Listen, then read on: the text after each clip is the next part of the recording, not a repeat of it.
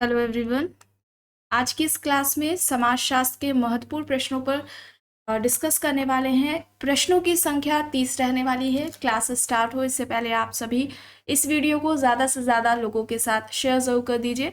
अगर आप net, JRF, PGT, GIC या फिर असिस्टेंट प्रोफेसर एग्जाम की तैयारी कर रहे हैं सोशियोलॉजी से, तो इस चैनल के साथ जुड़कर यहाँ से आप अपने स्टडी को कंप्लीट कर सकते हैं। प्लेलिस्ट में उन सभी वीडियोज़ के फोल्डर्स मिल जाएंगे, आप वहाँ से उन वीडियोज़ को देख सकते हैं। आप सभी ज़्यादा से ज़्यादा इस वीडियो को लोगों के साथ शेयर ज़रूर कर दीजिए। ओके, यहाँ तक हो गया था, यहाँ से शुरू करना है। चलिए, प्रश्न है, एकल विवाह प्रादुर्भाव पुरुषों और महिलाओं को वैवाहिक बंधन में बांधने के लिए नहीं बल्कि निजी संपत्ति की रक्षा करने के लिए हुआ था। यह कहा था। ऑप्शंस है Westermarck, MacIver and Page, Friedrich Engels, G P Murdock. यहाँ पर सही क्या हो जाएगा? यहाँ पर राइट आंसर क्या होगा?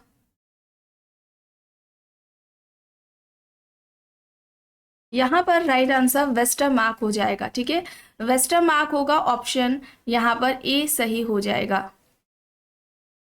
वेस्टरमार्क होगा, ऑप्शन ए यहाँ पर राइट होगा। वेस्टरमार्क की बात की जाए तो इन्होंने परिवार की उत्पत्ति का एक विवाहीय सिद्धांत दिया था। परिवार की उत्पत्ति का इन्होंने एक विवाहीय सिद्धांत दिया था। इस बात को आपको ध्यान में रखना है। परिवार की उत्पत्ति का एक विवाहीय सिद्धांत वेस्टरमार्क ने दिया था। और इनके इस सिद्धांत के समर्थक कौन कौन थे? तो उसमें मैलिनोवस्की आते हैं। ठीक है, मैलिनोवस्की आ जाते हैं। फिर इसके अलावा जुकरमैन है एक। ठीक है, जुकरमैन है। ये दोनों इनके एक विवाहीय सिद्धांत के समर्थक हैं। और वेस्टरमार्क की एक इम्पॉर्टेंट बुक है जो कि एग्जाम्स में ज़्यादातर पूछी जाती है। बुक का नाम है the history of human marriage. ठीक है, ये इनकी पुस्तक है।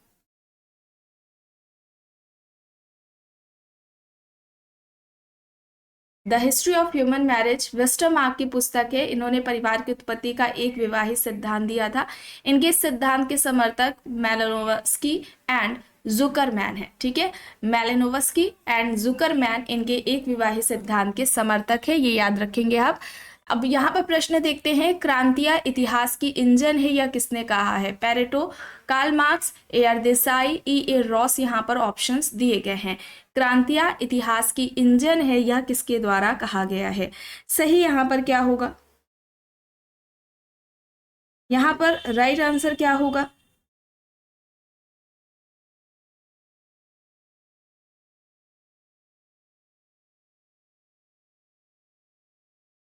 क्रांति इतिहास की इंजन है, ये किसके द्वारा कहा गया है? कार्ल मार्क्स के द्वारा। ऑप्शन बी यहाँ पर सही हो जाएगा। ठीक है, अब मार्क्स की यहाँ पर कुछ बुक्स हैं, जैसे कि एक है द होली फैमिली। ठीक है, द होली फैमिली, ये एक इंपॉर्टेंट बुक है। इसके अलावा द जर्मन, ठीक है, द जर्मन आइडियोलॉजी है। द जर्मन आइडियोलॉजी है। फिर एक पुस्तक है द पॉवर्टी ऑफ फिलोसफी।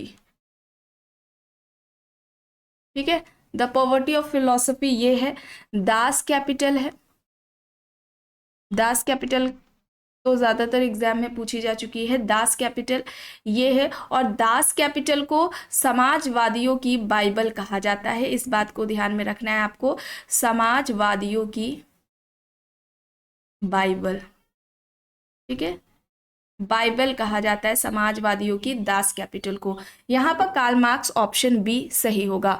प्रश्न है, किसका तर्क है कि जाति सोपान क्रम की अभिव्यक्ति है बजाय स्त्रीकरण के? ल्यूड्यूमो, हर्बर्ट स्पेंसर, एफ.जी. बेली, एम.एन. श्रीनिवास। यहाँ पर ऑप्शंस दिए गए हैं। जातीय सोपान क्रम की अभिव्यक्ति है बजाय स्त्रीकरण के। यहाँ पर सही क्या हो जाएगा? इस प्रश्न का सही उत्तर क्या होगा? राइट आंसर ल्यूड्यूमो है। ऑप्शन ए यहाँ पर सही होगा। ठीक है, ए यहाँ पर राइट है। अब यहाँ पर देखना है कौन सा सही सुमेलित नहीं है। जेमिन शेफ्ट एंड जसल शेफ्ट, टॉनीस, पवित्र और लौकिक, बेकर, प्रदत्त व उपलब्धि, लिंटन, अंतः समूह एवं बाह्य समूह। तो अवधारणाओं पर अभी जल्द ही क्लास हुई है। ठीक है, उसमें सारे कॉन्सेप्ट्स बताए गए थे। 2 क्लासेस हो चुकी हैं, एक तो 200 से ज़्यादा बताई गई थी उस क्लास में कॉन्सेप्ट्स, अवधारणाओं को, और अभी हाल ही में जो क्लास हुई हैं उसमें 250 से ज़्यादा जो अवधारणाएं हैं उन्हें कराया गया है। यहाँ पर अंतः समूह और बाह्य समूह का जो कॉन्सेप्ट है वो कूले द्वारा नहीं, समनर द्वारा दिया गया है। ठीक है, अंतः समूह और बाह्य समूह का जो कॉन्सेप्ट है, अवधारणाएं हैं, ये अंतः समूह और बाह्य समूह वाला समनर ने दिया है, और इसके अलावा समनर ने संस्था के विकास की भी अवधारणा दी है। संस्था के विकास की जो अवधारणा है वो भी समनर के द्वारा दी गई है। यहाँ पर डी हो जाएगा सही। प्रश्न है, पुस्तक से संबंधित माइंड एंड सोसाइटी किसकी है? George Herbert Mead, Margaret Mead, Pareto, Ralph Linton. यहाँ पर ऑप्शंस दिए गए हैं। माइंड एंड सोसाइटी किसकी हो जाएगी? माइंड एंड सोसाइटी पेरेटो की हो जाएगी। ठीक है, पेरेटो की हो जाएगी। यहाँ पर ऑप्शन सी सही हो जाएगा। और पेरेटो ने सामाजिक क्रिया के 2 प्रकार बताए थे। ठीक है, सामाजिक क्रिया के 2 प्रकार बताए हैं पेरेटो ने। एक तो है तार्किक क्रिया, तार्किक सामाजिक क्रिया, ठीक है, और दूसरा हो जाएगा अतार्किक सामाजिक क्रिया, या आप कह ले कि क्रिया के 2 प्रकार या सामाजिक क्रिया के 2 प्रकार, तार्किक और अतार्किक, ये पेरेटो द्वारा बताए गए हैं। और इन्होंने अभिजात परिभ्रमण का सिद्धांत दिया था सामाजिक परिवर्तन से संबंधित। अभिजात परिभ्रमण का सिद्धांत जो है वो सामाजिक परिवर्तन से संबंधित है, और ये सिद्धांत पेरेटो द्वारा दिया गया है। नेक्स्ट है, डॉक्टर एस टी दुबे ने गांवों का वर्गीकरण किया है, निम्न में से पहचान करें। किस आधार पर किया है ये बताना है। आइए देखते हैं। आकार, जनसंख्या और भूक्षेत्र के आधार पर, प्रजाति, तत्व और जातियों के आधार पर, भूमि के स्वामित्व के आधार पर, अधिकार और सत्ता के आधार पर। यहाँ पर कौन सा विकल्प सही हो जाएगा? राइट आंसर यहाँ पर क्या होगा? ये सभी हो जाएंगे। ऑप्शन बी यहाँ पर राइट होगा। ठीक है, ऑप्शन बी यहाँ पर राइट है। और अगर हम दुबे की बात करते हैं तो इनकी जो महत्वपूर्ण अवधारणाएं हैं, एक तो है प्रभु व्यक्ति की, ठीक है, एक है प्रभु व्यक्ति की, और दूसरी है बहुल परंपरा की। ठीक है, मल्टीपल ट्रेडिशन की बात किसने की है? बहुल परंपरा की बात एस सी दुबे द्वारा की गई है। प्रभु व्यक्ति की अवधारणा एस सी दुबे ने दी है। शामीर पेट पर इनका अध्ययन रहा है। ठीक है, शामीर पेट पर इन्होंने अध्ययन किया है। कमार जनजाति पर सबसे पहले इनका अध्ययन रहा है। द कमार नाम से इनकी पुस्तक भी है। विकल्प बी होगा यहाँ पर सही। नेक्स्ट है, जनरीतियों, प्रथाओं और रूढ़ियों का स्थायी ढांचा ही है।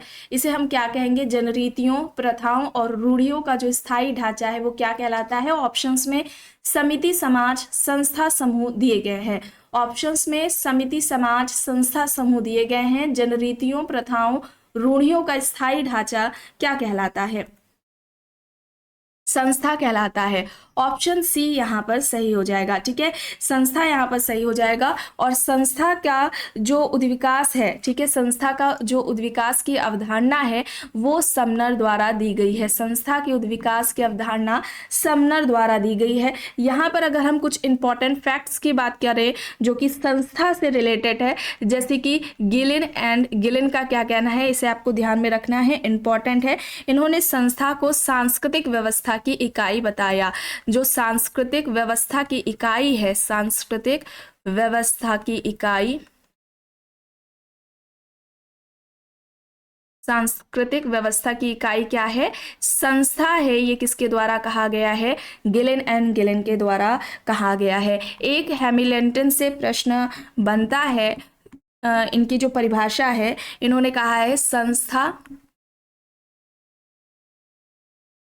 रीति रिवाजों का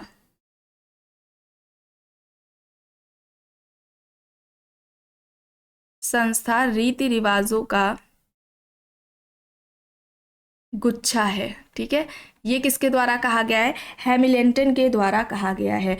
संस्था के उद्विकास की जो अवधारणा है वो समनर ने दी है। गिलिन ने सांस्कृतिक व्यवस्था की इकाई संस्था को बताया है। संस्था रीति रिवाजों का गुच्छा है, यह हैमिल्टन का कहना है। वो ऑप्शन सी यहाँ पर सही होगा। अब यहाँ पर देखिए प्रश्न है, संस्कृतिकरण को अग्रिम समाजीकरण की प्रक्रिया किसने कहा है? A.K. सरन, योगेंद्र सिंह, योगेश अटल, दीपांकर गुप्ता। यहाँ पर ऑप्शंस दिए गए हैं। देखिए संस्कृतिकरण, संस्कृताइजेशन, इस कॉन्सेप्ट को कंप्लीट कराया जा चुका है। संस्कृतिकरण की अवधारणा की बात की जाए तो ये जो अवधारणा है वो श्रीनिवास द्वारा दी गई है।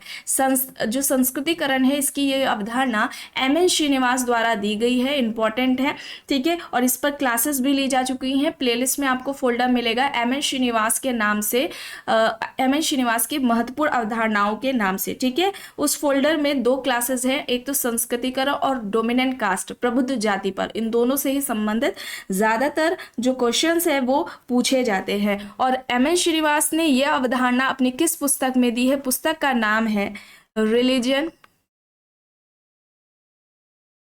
एंड सोसाइटी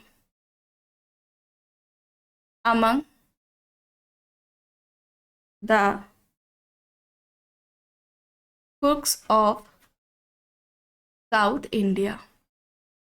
ये इनकी पुस्तक है। इस पुस्तक में इन्होंने संस्कृतिकरण की अवधारणा दी है, इसे आपको ध्यान में रखना है। होता क्या है कि संस्कृतिकरण एक ऐसी प्रक्रिया होती है जिसमें कोई निम्न हिंदू जाति या कोई जनजाति किसी उच्च या द्विज जाति के रीति रिवाजों, उनके कर्मकांड, उनका जो लाइफ स्टाइल है, जीवन शैली है, उनका अनुकरण करती है। और ध्यान रखिएगा ये अनुकरण कई पीढ़ियों तक चलता है ताकि उनका जो जातीय पदक्रम में स्थान है वो पहले से बेहतर हो सके।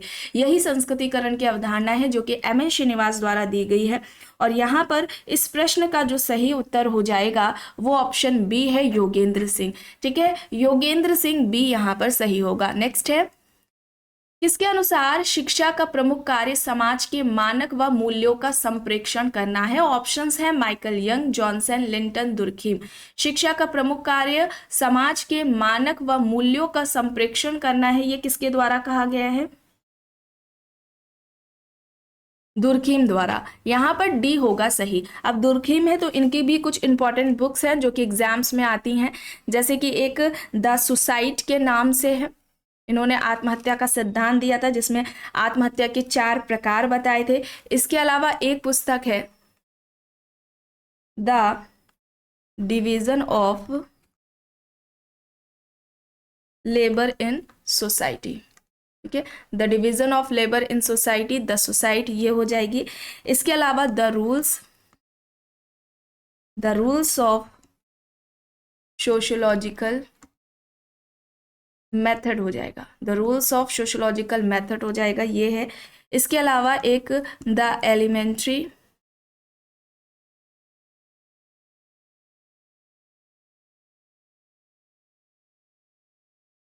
Second the elementary forms of religious life है, ठीक है। ये कुछ इंपॉर्टेंट बुक्स हैं दुर्खीम की जो कि आती है। एक एजुकेशन से रिलेटेड भी है, एजुकेशन एंड सोशियोलॉजी, ठीक है। ये भी इनकी बुक है। चलिए आगे देखते हैं। यहाँ पर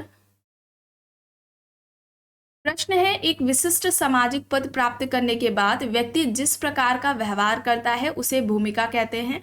किसने परिभाषित किया? विशिष्ट सामाजिक पद प्राप्त करने के बाद व्यक्ति जिस तरीके का व्यवहार करता है उसे रोल कहा गया है। इस तरीके से भूमिका को किसने परिभाषित किया? विकल्प हैं Ogburn and निमकॉफ, Horton Hunt, Majumdar, Kingsley Davis. Ogburn and निमकॉफ, Horton Hunt, Majumdar, Kingsley Davis. यहाँ पर ऑप्शंस दिए गए हैं। सही क्या होगा? यहाँ पर सही क्या हो जाएगा? इस प्रश्न का सही उत्तर क्या है? देखिए, स्टेटस एंड रोल की बात की जाए, परिस्थिति एवं भूमिका की बात की जाए तो सबसे पहले व्यवस्थित तरीके से जो इसका अध्ययन वर्णन किया है वो रॉल्फ लिंटन ने किया है। इस बात को आपको ध्यान में रखना है। किस पुस्तक में इसकी बात की है? द स्टडी ऑफ मैन में। द स्टडी ऑफ मैन में इस पुस्तक में लिंटन ने स्टेटस एंड रोल की बात की है। परिस्थिति के 2 प्रकार बताते हैं, स्टेटस के 2 टाइप्स बताते हैं, प्रदत्त परिस्थिति और अर्जित परिस्थिति, ठीक है। प्रदत्त और अर्जित परिस्थिति की जो बात है वो लिंटन द्वारा की गई है। और यहाँ पर इस प्रश्न का जो सही उत्तर है वो क्या हो जाएगा, हॉटन हंट हो जाएगा। ऑप्शन बी यहाँ पर सही होगा। ठीक है, बी यहाँ पर सही है। अगर हम भूमिका रोल के बारे में बात की जाए कि जो कुछ इम्पोर्टेंस, जो इनकी परिभाषाएं हैं इम्पोर्टेंस, जो कि एग्जाम्स में अक्सर पूछी जाती हैं, जैसे कि लिंटन का है, लिंटन ने भूमिका को परिस्थिति का गत्यात्मक पहलू बताया। जो भूमिका है ये पूछी जाती है, भूमिका परिस्थिति का गत्यात्मक पहलू है, ये किसका कहना है, लिंटन का कहना है। ठीक है, ये किसका कहना है, लिंटन का कहना है। इसके अलावा जिन्सबर्ग की बात की जाए तो इन्होंने परिस्थिति को एक पद कहा और जो भूमिका है वो उसको पूरा करने का प्रत्याशित तरीका है। परिस्थिति एक पद है, भूमिका उसको, उस पद को पूरा करने का एक प्रत्याशित तरीका है, ये जिन्सबर्ग के द्वारा कहा गया है। इलियट एंड मेरेल ने क्या कहा कि भूमिका वह कार्य है जिसे व्यक्ति प्रत्येक परिस्थिति के अनुरूप निभाता है। भूमिका वह कार्य है जिसे व्यक्ति प्रत्येक परिस्थिति के अनुरूप निभाता है। ठीक है, चलिए आगे चलते हैं। प्रश्न है बुर्जुआकरण की अवधारणा किसकी है, कार्ल मार्क्स, गोल्डथोप, हीगल, ल्यूकास। यहाँ पर ऑप्शंस दिए गए हैं। बुर्जुआकरण की अवधारणा किसकी है, कार्ल मार्क्स, गोल्डथोप, हीगल, ल्यूकास। यहाँ पर ऑप्शंस दिए गए हैं। सही क्या हो जाएगा, गोल्डथोप हो जाएगा। ऑप्शन बी यहाँ पर सही हो जाएगा। ठीक है, और इन्होंने कामगार वर्ग का अध्ययन भी किया था। ठीक है, कामगार वर्ग का, ठीक है, कामगार जो वर्ग है इसका अध्ययन किया था और इस अध्ययन करने के पश्चात इन्होंने बुर्जुआकरण की अवधारणा दी थी। ठीक है, इस बात को आप ध्यान में रखेंगे। और बात की जाए सेवी वर्ग, सर्विस वर्ग या सेवी वर्ग, तो इन्होंने वर्ग विश्लेषण में इस कॉन्सेप्ट का यूज किया था। वर्ग विश्लेषण में सेवी वर्ग या सर्विस वर्ग जो अवधारणा है उसका प्रयोग किया था गोल्डथोप ने। ठीक है, इस बात को भी आपको ध्यान में रखना है।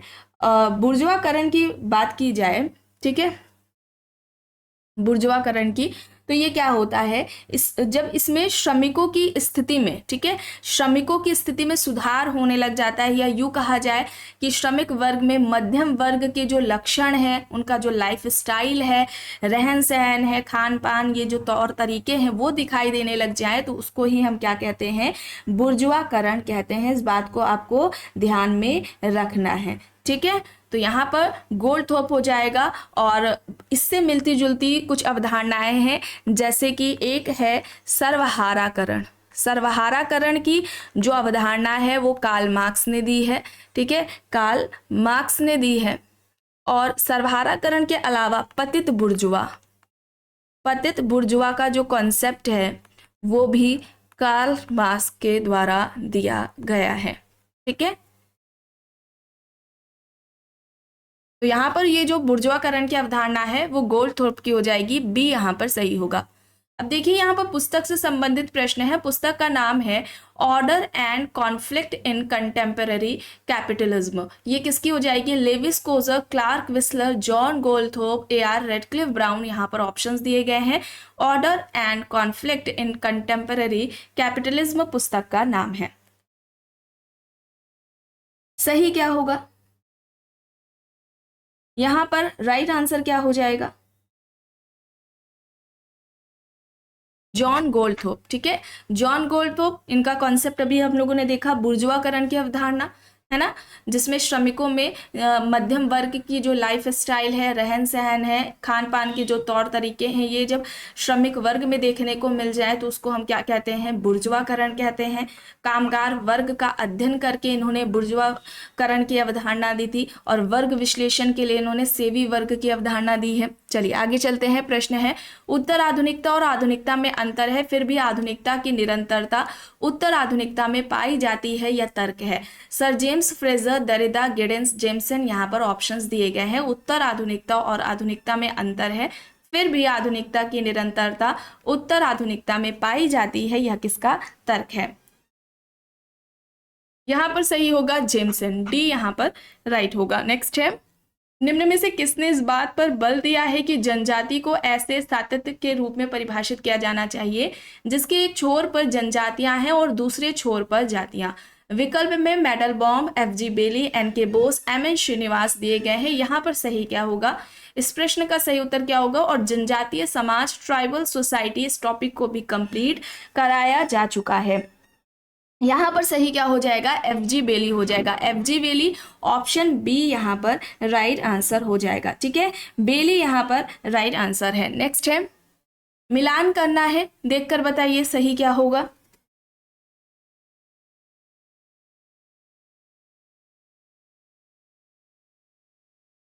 जाति की प्रभाविता अंतः समिष्ट गतिशीलता होती है, यह जो तर्क है टी.के. उमेन का है। प्रभावी व्यक्ति होते हैं, प्रभावी जाति नहीं। तो ये जो डोमिनेंट कास्ट के अगेंस्ट इन्होंने दिया था प्रभु जाति की अवधारणा, एस.सी. दुबे की है। और फिर शक्ति विकरण और शक्ति समुच्चयन, शक्ति विकरण और शक्ति समुच्चयन की जो बात है वो किसके द्वारा की गई है? वो श्रीनिवास के द्वारा की गई है। ठीक है, यहाँ पर ये हो जाएगा ऑप्शन 3। ठीक है,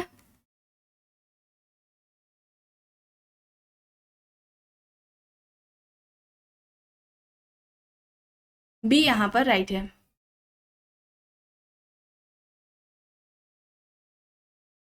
एक सेकंड रुकिएगा।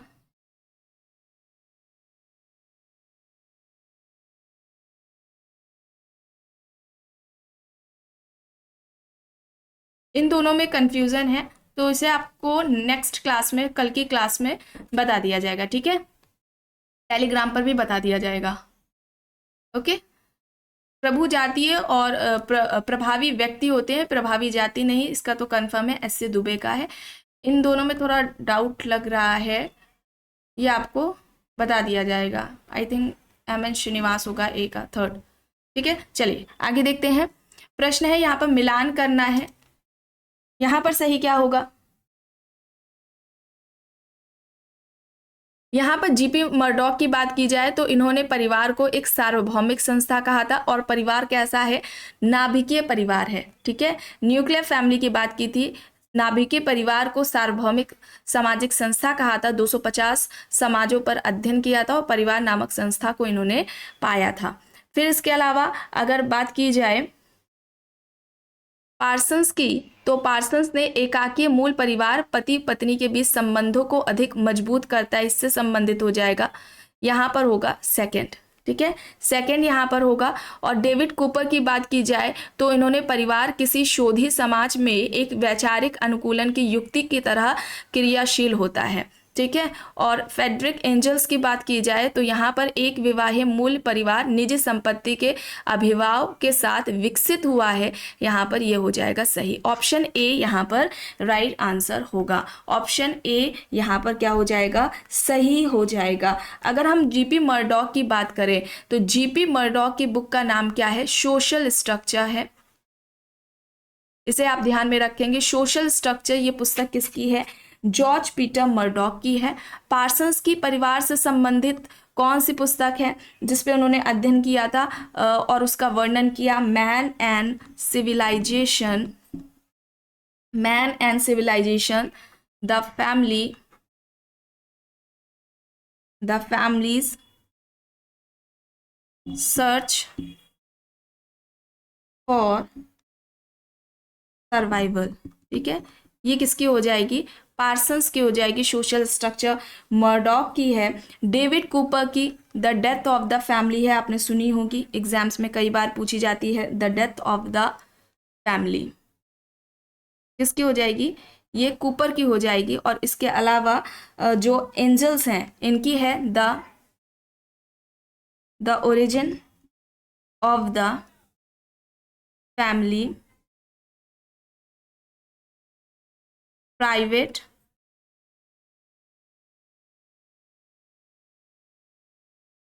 Property and state. ठीक है, ये एंजल्स की बुक है। ये परिवार से संबंधित सारी पुस्तकें आपको बताई गई हैं। ठीक है, सोशल स्ट्रक्चर मर्डॉक की हो जाएगी, पार्सन्स की है man and civilisation the family search for survival. इस पुस्तक में इन्होंने पृथक नाभिकीय या विलगित नाभिकीय परिवार की चर्चा की है, the death of the family. और फिर the death of the family ये डेविड ग्राम कूपर की हो जाएगी। The origin of the family private property and the state ये एंजल्स की हो जाएगी। नेक्स्ट है, निम्न में से किसने न्यासिता परिवार की चक्र की बात की है? न्यासिता परिवार की जो बात है वो किसके द्वारा की गई है? जिमरमैन, मर्डॉक, लेस्ली, एम के गांधी। यहाँ पर ऑप्शंस दिए गए हैं।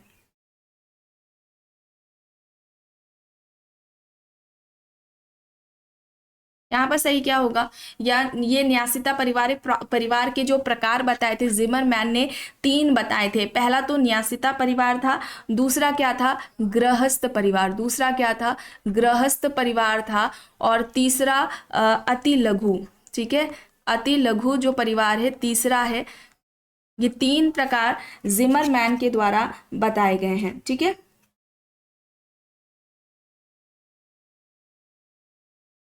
एक सेकेंड, ये अति लघु यहाँ पर नहीं होगा। गृहस्थ परिवार और आणविक परिवार, आणविक परिवार को इन्होंने व्यक्तिवादी परिवार कहा है, ठीक है। गृहस्थ परिवार, आणविक परिवार या व्यक्तिवादी परिवार और न्यासिता परिवार की बात जिमरमैन के द्वारा की गई है। जीपी मर्डॉक की बात की जाए तो इन्होंने 2 प्रकार बताए हैं। 2 प्रकार कौन कौन से हैं परिवार के? पहला तो है स्वतंत्र नाभिकीय परिवार, स्वतंत्र नाभिकीय परिवार है। और दूसरा जो प्रकार हो जाएगा इनका मिश्रित परिवार का है, ठीक है। मिश्रित परिवार की जो बात है और स्वतंत्र नाभिकीय परिवार की बात है, ये जीपी मर्डॉक द्वारा की गई है, ठीक है। और इसके अलावा ये इतना है। और अगर आपको फैमिली से रिलेटेड इस टॉपिक को कंप्लीट करना है तो चैनल के प्लेलिस्ट जरूर चेक कर लीजिए, वहाँ पर आपको फोल्डर मिल जाएगा जिसमें काफ़ी डिटेलिंग में बताया गया है कि परिवार का अर्थ क्या है, उसकी उत्पत्ति के जो सिद्धांत हैं, महत्वपूर्ण जो विशेषताएं परिभाषाएं हैं, समाजशास्त्रियों ने जो अध्ययन किया है, परिवार से संबंधित ज्वाइंट फैमिली पर जो अध्ययन किया है, ये सभी इस तरीके से काफ़ी डिटेलिंग में फैक्ट्स उन क्लासेस में बताए गए और लास्ट में MCQs भी सॉल्व कराए गए हैं। तो आप लोग फोल्डर पे चेक कर लीजिए, वहां पर आपको मिल जाएगा और इस टॉपिक को आप कंप्लीट कर सकते हैं। चलिए आगे चलते हैं। प्रश्न है, निम्न में से कौन तर्क प्रस्तुत करता है कि जातियां सामाजिक वर्गों की विशिष्ट स्वरूप हैं जो कम से कम प्रवृत्ति के रूप में सभी समाजों में पाई जाती है? क्रोबर, श्रीनिवास, बेली, हट्टन। यहाँ पर ऑप्शंस दिए गए हैं। सही क्या हो जाएगा?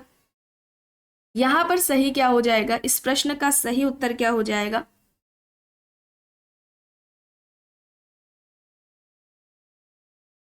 क्रोबर हो जाएगा, ऑप्शन ए यहाँ पर राइट होगा, ठीक है। क्रोबर यहाँ पर सही है। और श्रीनिवास के बारे में अगर हम बात करें तो इन्होंने जाति व्यवस्था को खंडात्मक व्यवस्था के रूप में देखा था और इन्होंने कहा था कि जो जातियां हैं वो कई उपजातियों में बटी हुई है। जाति व्यवस्था को खंडात्मक व्यवस्था के रूप में देखा था, जाति कई उपजातियों में बटी हुई है, ये श्रीनिवास का कहना था। सबसे पहले जाति व्यवस्था का जो विधिवत अध्ययन है, व्यवस्थित तरीके से जो अध्ययन किया गया है वो GS घुरिये के द्वारा किया गया है। इस बात को आपको ध्यान में रखना है। और इसके अलावा प्रभु जाति की अवधारणा भी MN श्रीनिवास के द्वारा दी गई है, ठीक है। जो प्रभु जाति की अवधारणा है वो MN श्रीनिवास ने दी गई है, के द्वारा दी गई है। और ये इसके डोमिनेंट कास्ट के या प्रभु जाति या प्रभुत्व जाति की जो अवधारणा है उसके 3 लक्षण बताए हैं। किसे हम डोमिनेंट कास्ट कहेंगे? इन्होंने तो पहला संख्यात्मक शक्ति को बताया है, संख्या में ज्यादा होने चाहिए। आर्थिक शक्ति, इसमें भूमि क्षेत्र की बात की है। और राजनीतिक शक्ति में उस जाति का दबदबा होना चाहिए, ठीक है, पॉलिटिकल पावर। ये 3 लक्षण या विशेषताएं कह लें प्रभुत्व जाति से संबंधित हैं जो कि MN श्रीनिवास के द्वारा बताए गए हैं। ये किसी भी जाति में अगर हम देखेंगे तो उसे हम डोमिनेंट कास्ट कह सकते हैं, ये श्रीनिवास का कहना था। चलिए आगे चलते हैं। प्रश्न है, किसने कहा है कि पश्चिमीकृत अभिजातों में वर्ग गठबंधन जाति गठबंधन की तुलना में अधिक महत्वपूर्ण है? MS गोरे, SC Dubey, Andre बेते, IP Desai. यहाँ पर ऑप्शंस दिए गए हैं। सही क्या होगा? यहाँ पर इस प्रश्न का सही उत्तर क्या होगा? पश्चिमीकृत अभिजातों में वर्ग गठबंधन जाति गठबंधन की तुलना में अधिक महत्वपूर्ण है, यह कहना आंद्रे बेते का है। आंद्रे बेते ऑप्शन सी यहाँ पर सही हो जाएगा। और इन्होंने भारतीय समाज को, ठीक है, भारतीय समाज को क्या कहा? मिश्रित समाज। ठीक है, भारतीय समाज क्या है? मिश्रित समाज है, ये इनका आंद्रे का कहना है। और इन्होंने कृषक से संबंधित 3 विशेषताएं बताई थी। ठीक है, कृषक से संबंधित इन्होंने 3 विशेषताएं बताई। पहला तो बताया कृषक से संबंधित कि पहली जो विशेषता है कि कृषक भूमि से जुड़ा होता है, जो कृषक है वो भूमि से जुड़ा होता है, ये बताया। और फिर उन्होंने कहा ज्यादातर अधिकांश समाजों में कृषकों की निम्न स्थिति होती है। ठीक है, अधिकांश समाजों में कृषकों की निम्न स्थिति होती है। और जो तीसरी विशेषता इन्होंने बताया, इन्होंने कृषक को मजदूरों का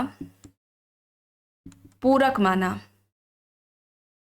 ठीक है, ये 3 विशेषताएं कृषक से संबंधित आंद्रे बेते द्वारा बताई गई हैं। यहां पर सी होगा सही।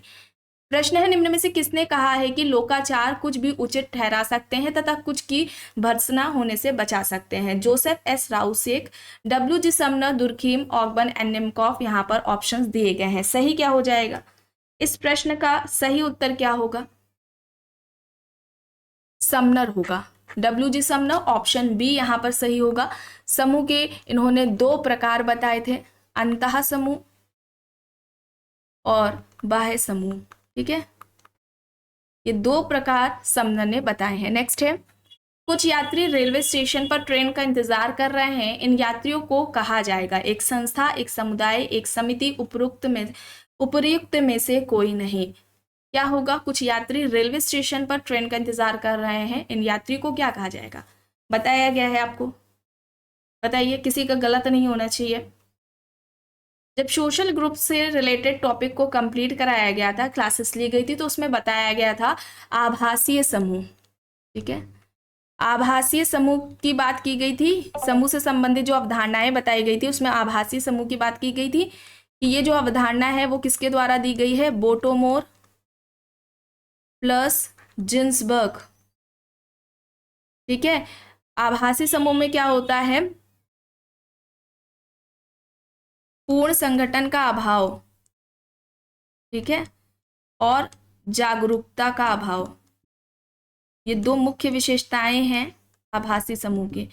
ठीक है, कुछ जो रेलवे स्टेशन पर ट्रेन का वेट कर रहे हैं, बस स्टैंड पर बस का वेट कर रहे हैं, तो इनमें क्या है? ऐसे समूहों में पूर्ण संगठन का अभाव होता है। लोग एक दूसरे के प्रति जागरूक नहीं होते हैं कि वे एक ग्रुप के मेंबर्स हैं। इसे इन्होंने क्या कहा? बोटोमोर जिन्सबर्ग ने आभासी समूह या अर्ध समूह कहा है, जिसे क्वासी ग्रुप कहा जाता है। यहाँ पर डी होगा सही। नेक्स्ट है, भारतीय संविधान के किस अनुच्छेद द्वारा किसी जनजाति को अनुसूचित जनजाति का दर्जा दिया जा सकता है?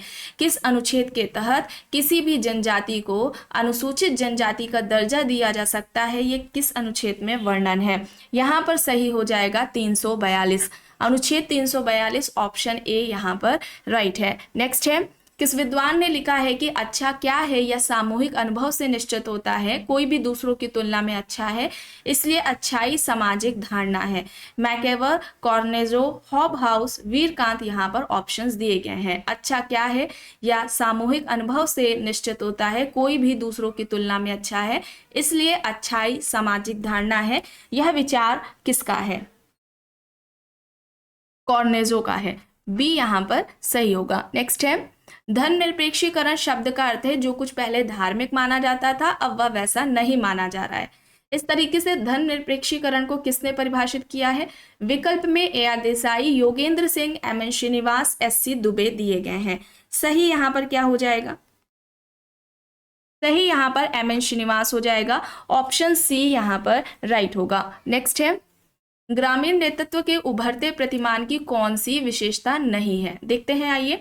ग्राम में प्रजातांत्रिक नेतृत्व का उदय, शिक्षा व युवकों के महत्व में वृद्धि, भूस्वामित्व, परिवार व जाति के प्रभाव में ह्रास, उच्च वर्ग की प्रधानता व प्रमुखता। सही क्या होगा? ग्रामीण नेतृत्व के उभरते प्रतिमान की कौन सी विशेषता नहीं है?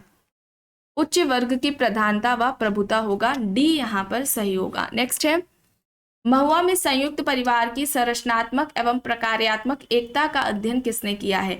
K M Kapadia, Neera Desai, IP Desai, A M Shah. यहाँ पर ऑप्शंस दिए गए हैं। महुआ में संयुक्त परिवार की संरचनात्मक एवं प्रकार्यात्मक एकता का जो अध्ययन है वो किसके द्वारा किया गया है?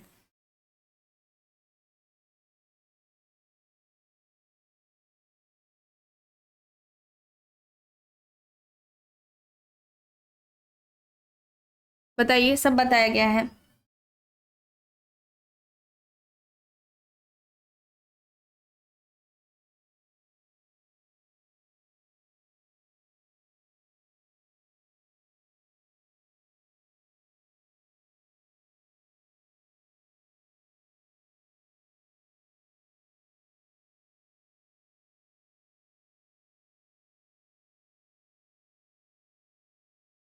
आईपी देसाई, ठीक है, आईपी देसाई द्वारा किया गया है। ऑप्शन सी यहाँ पर सही हो जाएगा। गुजरात के महुआ पर इनका अध्ययन रहा है, 1955 में किया था और 423 परिवारों पर ये इनका अध्ययन रहा है। और उससे संबंधित जो फैक्ट्स हैं, जो निष्कर्ष रखे थे इन्होंने अपनी पुस्तक some aspects of family in महुआ में रखे थे। नेक्स्ट है, मिलान करना है, पुस्तकें दी गई हैं। फर्स्ट प्रिंसिपल्स है the Holi family, division of labour in society, the theory of social and economic organisations है। यहाँ पर सही क्या हो जाएगा? एंड सोशियोलॉजी की जो इंपॉर्टेंट बुक्स हैं उन्हें भी कंप्लीट कराया जा चुका है।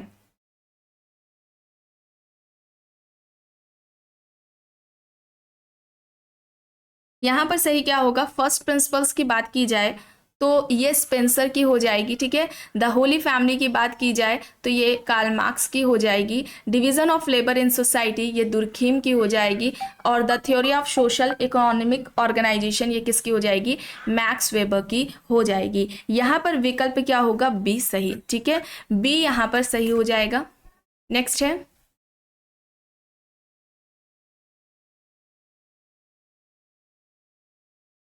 हम समिति के सदस्य होते हैं ना कि संस्थाओं के, ये किसके द्वारा कहा गया है? Green, Watt, Sumner, MacIver and Page. यहाँ पर ऑप्शंस दिए गए हैं। हम समिति के सदस्य होते हैं ना कि संस्थाओं के, ये मैकेवर का कहना है, ठीक है। मैकेवर यहाँ पर डी होगा सही। सांस्कृतिक सकुल का अर्थ है, ऑप्शंस हैं, संस्कृति की सबसे छोटी इकाई, कई सांस्कृतिक तत्वों का योग, सांस्कृतिक क्षेत्र या फिर सांस्कृतिक प्रतिमान। ये सभी कंप्लीट कराया गया है। जब कल्चर से संबंधित जो क्लासेस ली गई हैं, संस्कृति से संबंधित जो क्लासेस हुई हैं, वहां पर सब बताया गया है। इसका भी फोल्डर आपको चैनल के प्लेलिस्ट में मिल जाएगा। यहाँ पर सही क्या होगा?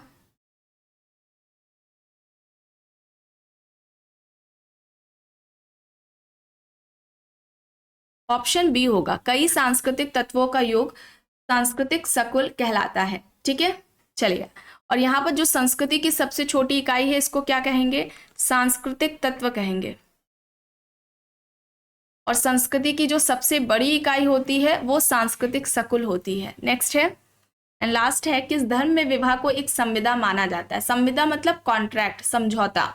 तो इस्लाम में माना जाता है, बी यहाँ पर सही हो जाएगा, ठीक है। और इस्लाम में विवाह एक अनुबंध है, संविदा है या समझौता है, ये कहना किसका है? इसे आप याद रखिएगा, के एम कपाड़िया, ठीक है, के एम कपाड़िया का कहना है। एंड आप लोग क्वेश्चंस सही से नहीं देखते हैं क्योंकि टेलीग्राम चैनल पर जो ग्रुप बना हुआ है उसमें कई बच्चे वही प्रश्न पूछते हैं जो ज़्यादातर क्लासेस में बताया जा चुका है। इसका मतलब आप लोग ठीक से क्लास को नहीं सुनते हैं, नहीं देखते हैं, इसका रिवीजन भी नहीं करते हैं, तभी आपको डाउट रहता है एंड आप पूछते हैं। चलिए, आज की क्लास में बस इतना ही। आई होप ये आपको पसंद आई होगी। अगर पसंद आई है तो प्लीज़ लाइक करिएगा, कमेंट करके ज़रूर बताइएगा। चैनल पर अगर आप नए हैं तो चैनल को भी ज़रूर सब्सक्राइब कर लीजिएगा। एंड इस वीडियो को जितना हो सके ज़्यादा से ज़्यादा लोगों के साथ शेयर भी ज़रूर करिएगा।